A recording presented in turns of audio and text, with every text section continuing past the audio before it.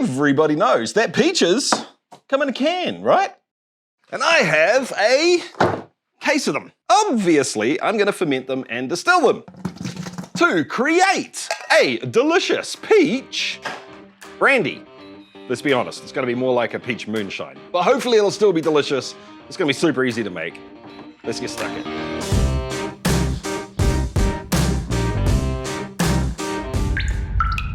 First order of business is to get all of these cans opened up and into the bucket, hopefully without cutting myself on any of these lids. Boom. Number 3, only 21 to go. I went with peaches in syrup instead of juice for the very specific reason of they were cheaper. I'm making moonshine. I'm gonna try and keep the costs down on this as much as possible. I'm gonna end up adding sugar in anyway to get the ABV higher. I may as well use their sugar. Speaking of keeping costs down, I don't know what the international canned peach prices look like. So let me know if you think this is viable for you. These worked out at roughly $1 a can. For reference, 1 New Zealand dollar is about 60 cents American. So not bad. Can 5, still got 19 to go. I'll come back to you when we're ready to put some other stuff in this bucket.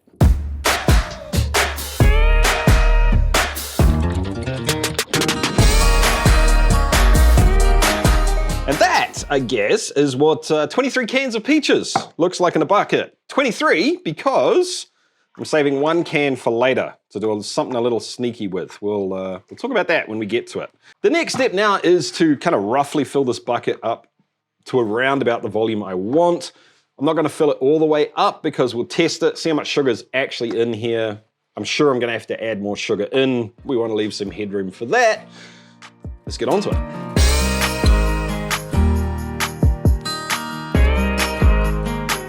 All right, let's whack this in here. A little bit on the sludgy side. It's not really floating freely, but it is settling right around 1025-ish. A hydrometer like this will work with solid particulate in there as long as the solid particulate lets the hydrometer float naturally. And as you can see, this isn't, it wants to settle at a certain area. So what I'm gonna do is use a refractometer instead. Hopefully we can get a similar answer. Just a drop of the clear stuff is all I need. 10, 27, okay. So we got 2 sketchy measurements with 2 different instruments, but they agree with each other close enough. I'm gonna roll with that. We need to put some sugar in there. Let's take a wee step back for those of you that may be new to this hobby. The hydrometer and the refractometer are 2 different tools that do the same job in this instance, at least. And all they're doing is telling us how much sugar is in this liquid. We got a reading of 1.025 and 1.027. So let's go halfway between and call it 1.026. If I added yeast into this bucket and all the sugar fermented out, right now, I'm guessing that would end up at about 3.5%. And while we could distill that, it's not overly efficient in terms of the process. We're not going to get a lot out of it. So I'm going to stick a whole lot more yeast food, sugar, into this bucket so the yeast can eat more sugar, make more alcohol, and we get more alcohol in our bottle or bottles at the end of the day. But how much sugar should you add? Honestly, really it's up to you. If you're newer to this, I'd suggest aiming in kind of the 8 to 10% ABV range. Maybe push it up to about 12 if you want to.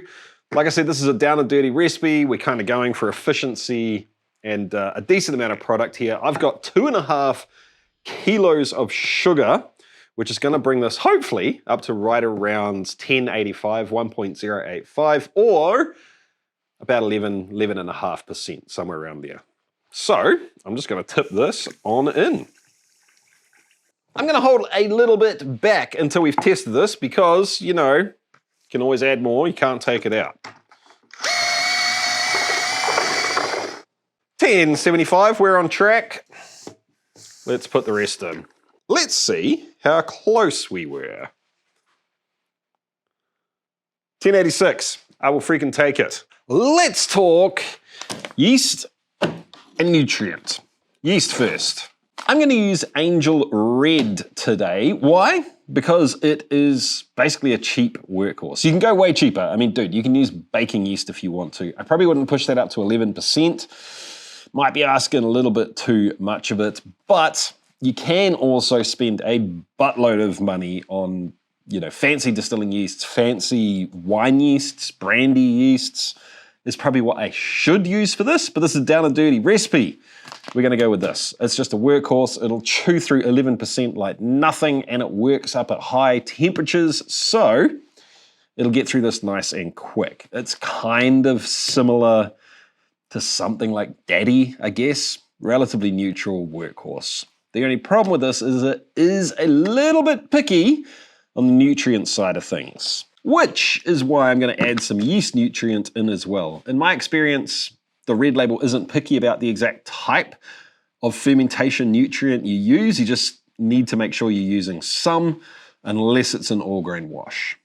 So, 1.5 tablespoons of nutrient. I'm gonna go, let's be real, I probably put a little bit more in there than that. Those were kind of heaping spoons, but I'm not too precious about it. So, did you notice the new shirt? Pretty freaking cool, and it's available at Into the AM. I'm pretty sure their sale's still running as well, which is kind of crazy. They introduced a new shirt for us, and it's on sale straight away. Kind of nuts. You guys know how I feel about Into the AM. Amazing shirts, and collaborating with them on projects like this, specifically for our crew, that's pretty awesome. I guess I need to make a new rum video. Any suggestions, topic ideas for a rum vid? Let me know in the comments. But thank you to Into the AM for the new shirt and for sponsoring this video. Use the link in the description down below and you'll get an extra 10% off. Mix it up. 1.5 tablespoons of red label yeast. Pretty much any distilling yeast, if you pop it into a Ziploc bag and keep it in the fridge, not the freezer, it's gonna last a really, really long time. These are like 500 gram bricks, so it takes you a while to get through them. Anything up to about 6 months, I wouldn't even blink at, but I know this is more like 18 months old. So I'm gonna give it an extra, an extra tablespoon, just to be sure. A very gentle mixing, just to make sure that the yeast is wet and not sitting dry on top of the fruit. And this is ready to go down for a nap. It's gonna take probably 3 to 5 days, depending on the lag phase at the beginning here. The red label will cook anywhere from 20 to 35, probably even 38 degrees Celsius. I don't need this to be super duper fast, so I'm gonna go for 31 degrees Celsius. If you don't have the ability to temperature control your ferments, don't stress about it too much. Just make an effort to keep it above 20 degrees Celsius for the whole time. Those dips at night out in the shed in temperature, those are what can really kill a fermentation. So, you know, pop it in the hot water cupboard or something like that, it should be sweet. This took 4 days to ferment out totally dry. I let it go for another day to develop a little bit more acid in the wash, which will esterify, hopefully, in the still and give us a little bit more fruity flavor. I tried siphoning from the fermenter into the still. It was too chunky for that, so I ended up just scooping it into a sieve, spooning it around to get all the liquid out into the pot. I reserved the fruit pulp and popped it into a pillowcase and gave it a really good squeezing for about 5 minutes, which resulted in all of an extra litre of liquid. Was it worth it? I don't know. I'll let you be the judge of that. I was surprised. I thought I'd get more. Anywho, time to get this pot heating up and the still built on top.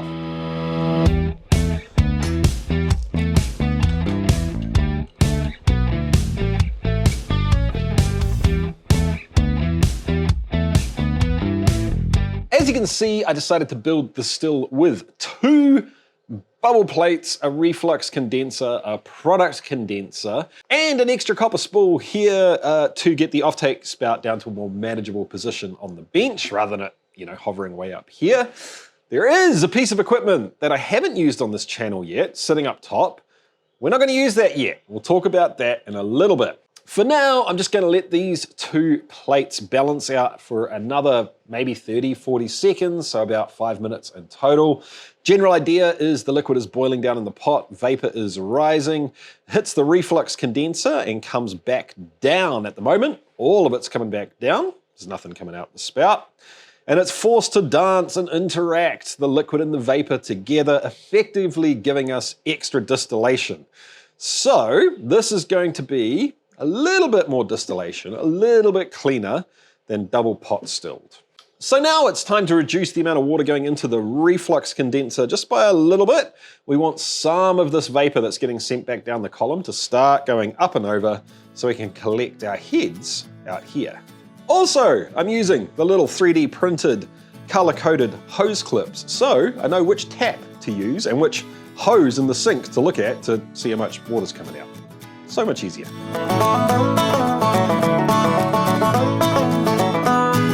I'm collecting 4 shots right now. This stuff, you don't want to drink it all. You're just going to remove it from the maybe drink cycle.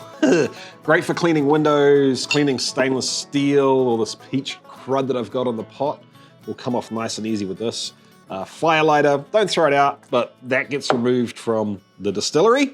And this, to be honest, is way too much for a rum this size. You don't need to take this much, but it doesn't really matter because the next stuff we're collecting is heads, and I'm not gonna drink this anyway. Maybe I'll redistill it at some point in time. So now we play the waiting game until this starts tasting good, and we can switch over to hearts.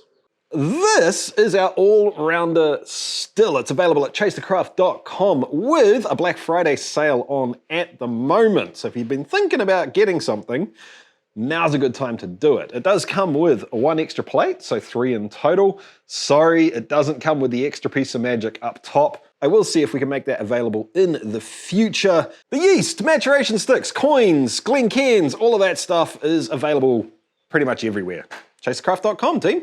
We're getting close to hearts. I'm not 100% sure I'm ready to make the switch yet. So instead of going to a bigger vessel, I'm gonna do 1 more small glass like this. Boom, there we go. And we'll just keep collecting here until I'm absolutely certain we're in hearts.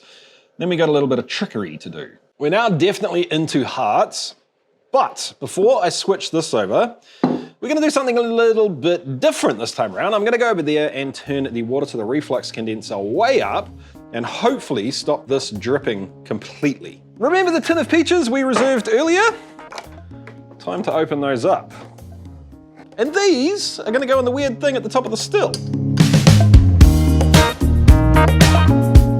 So what is going on here? It turns out that a lot of fruit flavors are quite volatile. It means that they're gonna come over through the still quite early in the run. So this is the heads that we're not gonna be drinking. There's a lot of peach flavor in there. I can smell peaches in this.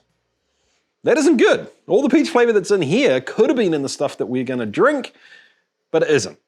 This thingy, what's it, up here is a botanical basket. So what I've done is got the heads out of the way before adding more peaches back into the system. Right now, the vapor's coming up through the still and it's hitting this reflux condenser and all of it's being sent back down.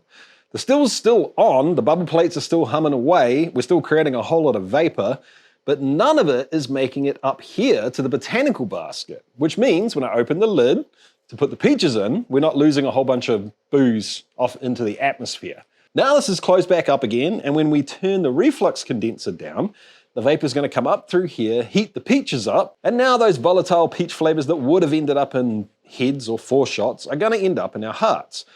How much of an extra flavor boost is it going to give us? I'm not sure.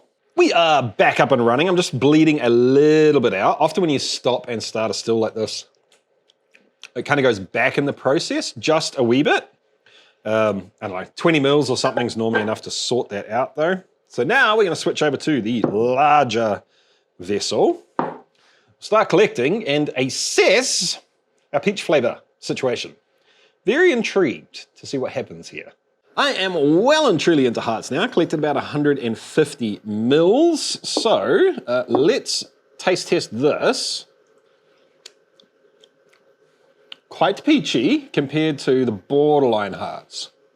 Obviously this isn't as good because it's a little bit headsy, but just comparing peach flavor, I would say there's at least half as much peach flavor again. This is subtly peachy. I feel like if you gave it to me blind and I didn't know what it is, there's probably just enough peach flavor for me to say that's peach.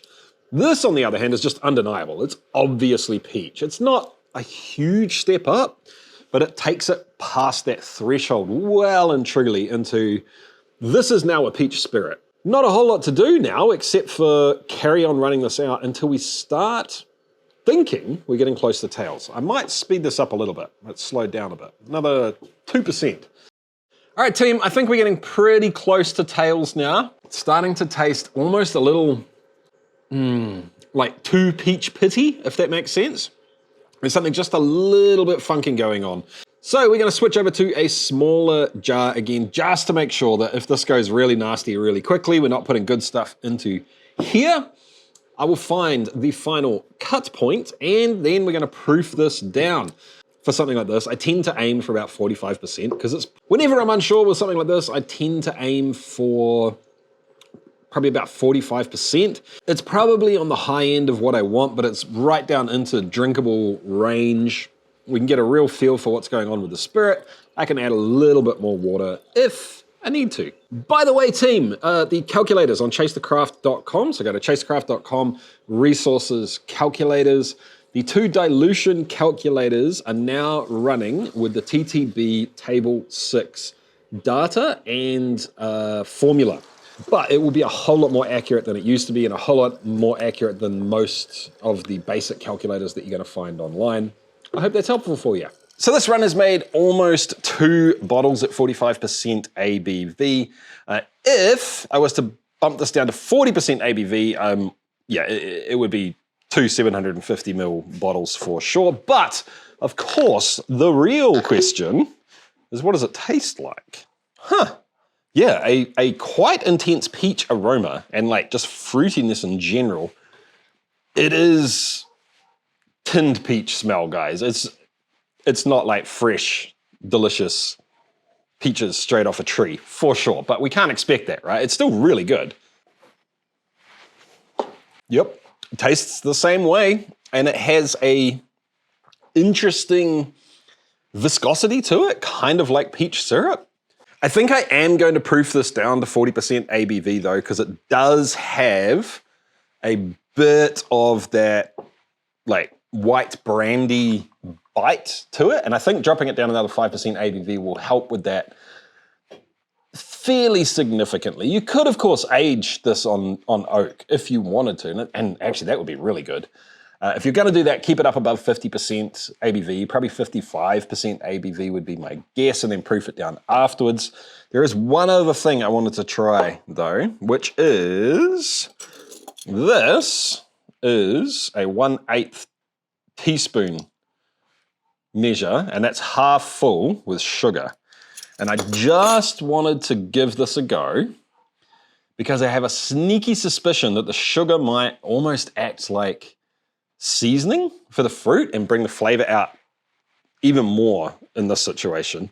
I don't want it to taste like a liqueur. I want you to almost not know the sugar's there. In fact, probably not know the sugar's there. The flavor's more intense, and interestingly enough, if you have a scale of like tinned peach up to fresh peach straight off the tree, it's bumped it ever so slightly up from that. It's almost given it, how would it make it tart? I don't think it has actually made it tart. Maybe it's just emphasized the right part of the peach flavor. I don't know, but it's better. It tastes more like fresh peach. All in all, team, this was a very easy recipe to make on the ingredients and mash side of things. If you can get tinned peaches cheap, it's pretty economical as well. And it's definitely something a little bit different than the sort of things I normally make anyway. So I would 100% recommend giving this a nudge if it seems like the sort of thing you're into. And I will catch you next time. See you guys.